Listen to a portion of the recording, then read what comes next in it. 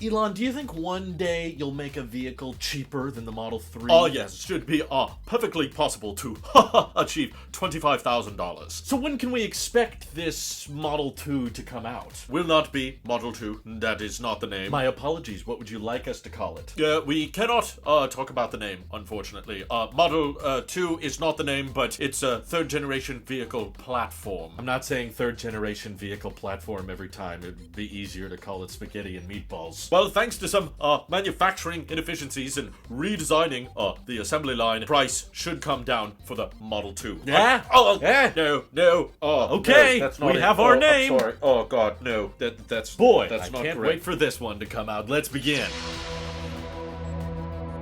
So, as a massive self-proclaimed Aptera fanboy, a lot of people have naturally come up with the response of, well, Tesla's working on this next-generation vehicle platform that's supposed to be even cheaper and even better, and if Tesla is able to launch a $25,000 vehicle, who's going to be interested in the Aptera, right? I think there's a lot of flaws with this argument, so let me break them down individually. But overall, let me just state from the beginning, I don't think Tesla's going to be threatened by Aptera. That's one of the reasons that I feel like Tesla should be very welcoming and supportive of Aptera as a startup, because Aptera is hardly competing with really anybody, and that's why I'm so passionate about them, is because they found a new market, a new demographic that I don't really think overlaps with much else. This isn't gonna replace motorcycles or autocycles for many people out there, and I don't really think it's intending to be your last vehicle purchase. It's meant to be an option for those who are driving with 1 to 2 people in the most efficient way possible, and for people who don't want to have to tap into the grid for their electricity needs. So, coming back to Tesla, I still believe they're going to be the largest company on Earth within the next decade, just from their margins on their vehicles, how quickly they're ramping production. I have no doubt in my mind that Tesla's probably going to continue to grow and probably have all of our monies, more so than any other brand on the planet, and pretty much the only threat I think Tesla has is the possibility of government agencies breaking them up due to being too big of a monopoly. But the purpose overall of this Model 2, or the $25,000 car, or the third generation vehicle platform, whatever you want to call it, the main goal is to just lower the entry-level price. There's a lot of different theories on what this first vehicle will be, but I personally thought, because Dave Lee told us from conversations he had with Tesla executives, that the main goal of Giga Mexico and the third generation vehicle platform was to target Latin America countries, in Mexico and Venezuela and Chile and Brazil. So if that's the truth about at least the first wave of the third generation vehicle platform, it's not really targeting, or at least its priority is not being an option in the United States. Whereas Aptera, they're definitely shooting for global, but they're a San Diego based company, and they've talked about how deliveries in California after the accelerator program will be prioritized, and then they're kind of gonna work their way out. Of course, their vehicle is optimized with NACS, the North America charging standard, so in my head that means Aptera is targeting the US market first. So even if the Model 2 in the Aptera launch at around the same time, I feel like the regions they're going after are completely separate. And secondly, from what we understand about the Model 2, from what Tesla has said at Battery Day and Investor Day, is this vehicle, basically as excited as we all are for it, is intended to be Tesla's